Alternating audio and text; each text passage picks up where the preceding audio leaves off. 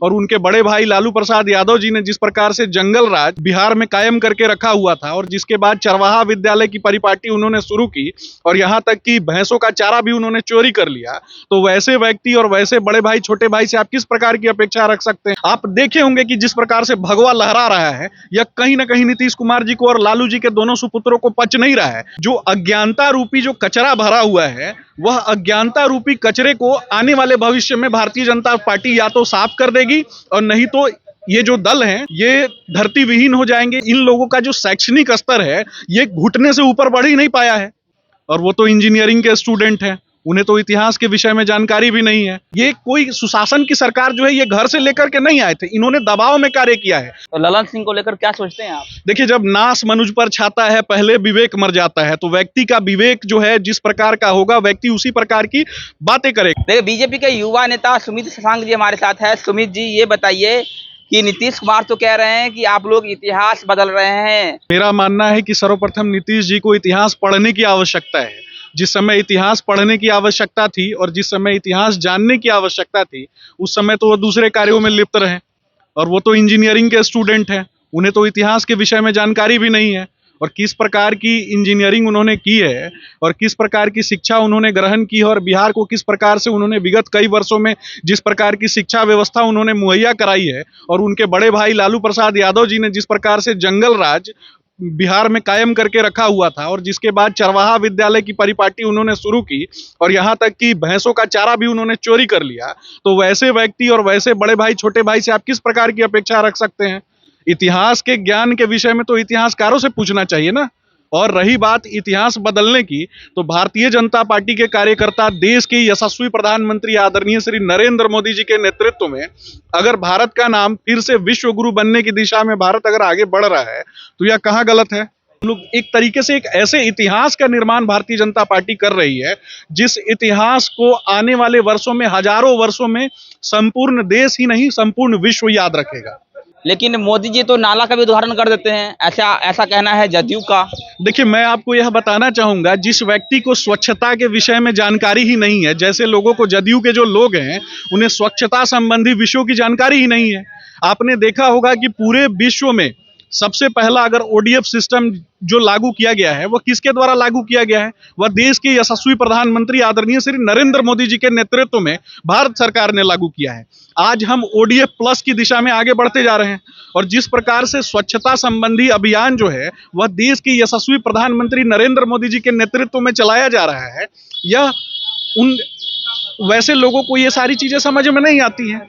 वैसे लोगों के दिमाग में जो अज्ञानता रूपी जो कचरा भरा हुआ है वह अज्ञानता रूपी कचरे को आने वाले भविष्य में भारतीय जनता पार्टी या तो साफ कर देगी और नहीं तो ये जो दल हैं ये दल जो हैं ये धरती विहीन हो जाएंगे। ये निश्चय ही ये दल जो हैं वे समाप्त हो जाएंगे। अगर ये अपने मन में भरे हुए कचरे को नहीं समाप्त कर सकते तो इन्हें बिहार का नेतृत्व करने की जो दिशा में ये जो मन में जो पाल के रखे हैं, भ्रम पाल के रखे हैं, ये भ्रम अभी कभी उनका पूरा नहीं होने वाला। तमाम दल के नेता जो हैं वो पटना में जुटान हो रहा है। आप लोग बोल रहे हैं कि विपक्षी एकता में दम नहीं है। मुझे तो लग रहा है मोदी सरकार पर खतरे की घंटी बज रही है। देखिए, मैं आपको बताना चाहूंगा कि आज भारतीय जनता पार्टी में लगभग 17 करोड़ से ज्यादा कार्यकर्ता जो 21 करोड़ के रूप में आप आने वाले भविष्य में देखेंगे कि 21 करोड़ तक कार्यकर्ता जो है वो भारतीय जनता पार्टी में है और ये सभी अपनी विचारधारा से जुड़े हुए हैं।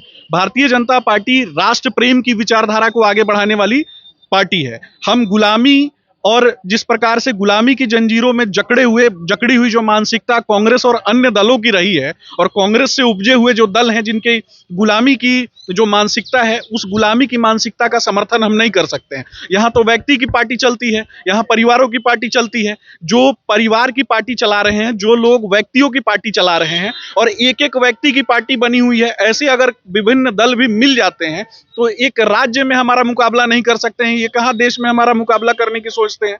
इन लोगों को ये झूठा भ्रम फैलाते हैं। ऐसे लोग जो हैं ये कहीं ना कहीं से फंडिंग कराने के लिए और कुछ असामाजिक तत्वों के माध्यम से फंडिंग के लिए ये लोग इस प्रकार की बातें करते हैं। भारतीय जनता पार्टी की विचारधारा राष्ट्र प्रेम की विचारधारा है। हम भारतीय जनता पार्टी के कार्यकर्ता राष्ट्र को सर्वप्रथम मानते हैं। हम सभी मिलकर भारतीय एकता और अखंडता को बनाए रखने की कसम खाने वाले लोग हैं। और आपको मैं बताना चाहूंगा कि आज बिहार में जिस प्रकार से बिहार के प्रदेश अध्यक्ष आदरणीय श्री सम्राट चौधरी जी के नेतृत्व में जिस प्रकार से बिहार के प्रत्येक जिले में आप देखे होंगे कि जिस प्रकार से भगवा लहरा रहा है, यह कहीं ना कहीं नीतीश कुमार जी को और लालू जी के दोनों सुपुत्रों को पच नहीं रहा है। और ये सारी चीजें जो हैं, लालू जी और लालू जी के सुपुत्रों को जब चीजें नहीं पचती हैं तो ये लोग दिग्भ्रमित करने की दिशा में आगे बढ़ते हैं। और ये दिग्भ्रमित करने की दिशा में ये आगे भी नहीं बढ़ पाएंगे, क्योंकि इन लोगों का जो शैक्षणिक स्तर है, ये घुटने से ऊपर बढ़ ही नहीं पाया है। अच्छा हुआ कि सम्राट चौधरी का आपने जिक्र कर दिया। सम्राट चौधरी को लेकर जो है जदयू के नेता और आरजेडी के नेता आए दिन बयानबाजी करते रहते हैं। नीरज कुमार कह रहे हैं कि उनका पगड़ी बहुत टाइट हो गया है, इसलिए आजकल कुछ भी बोल रहे हैं।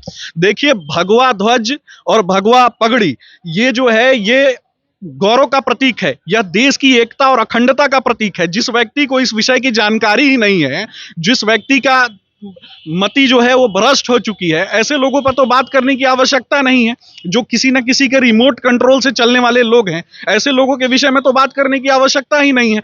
ऐसे लोग जो हैं सिर्फ राज्य के लोगों को दिग्भ्रमित करने की दिशा में आगे कार्य कर सकते हैं। इन लोगों की जब सरकार रही है और इन लोगों ने कभी भी राज्य में जो गुणवत्तापूर्ण शिक्षा, स्वास्थ्य आदि जो विषय हैं, इन विषय पर तो सोचा ही नहीं। जब भारतीय जनता पार्टी की सरकार रही और हमने इनके ऊपर दबाव बनाकर इनसे सुशासन की सरकार चलवाई। ये कोई सुशासन की सरकार जो है ये घर से लेकर के नहीं आए थे, इन्होंने दबाव में कार्य किया है।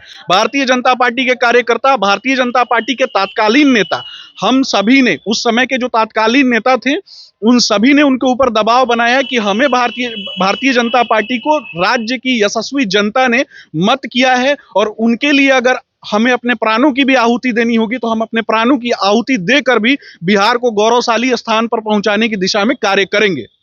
लेकिन अंतिम सवाल रहेगा कि ललन सिंह जो है आजकल बहुत कुछ बोल रहे हैं आप लोगों के बारे में, तो ललन सिंह को लेकर क्या सोचते हैं आप? देखिए, जब नाश मनुज पर छाता है, पहले विवेक मर जाता है। तो व्यक्ति का विवेक जो है जिस प्रकार का होगा, व्यक्ति उसी प्रकार की बातें करेगा। अगर व्यक्ति का मानसिक स्तर जो है उच्च होगा तो उच्च स्तर की बातें करेगा। अगर निम्न स्तर की बातें, अगर उस व्यक्ति जो है कुंठा से ग्रसित है, तो जिस व्यक्ति का मन और जिसकी जो कार्यशैली जो है वो अगर कुंठित है, तो कुंठित व्यक्ति तो कुंठित विचारधारा को आगे प्रस्तुत करेगा। जब आप राज्य में एक बड़े दल के राष्ट्रीय अध्यक्ष होते हैं या फिर जो भी क्षेत्रीय दल के राष्ट्रीय अध्यक्ष होते हैं और राज्य के विकास के लिए जब आप कार्य नहीं कर सकते हैं, जब आपके अंदर ही लड़ाई चल रही है, आपके दल के अंदर ही आपके दल पर कब्जे की लड़ाई चल रही है, तो उस समय तो ये इसी प्रकार की बातें करेंगे। इनके दल में तो खुद ही कौन दल पर आने वाले समय में कब्जा करेगा, ये आपस में इसीलिए लड़ रहे हैं।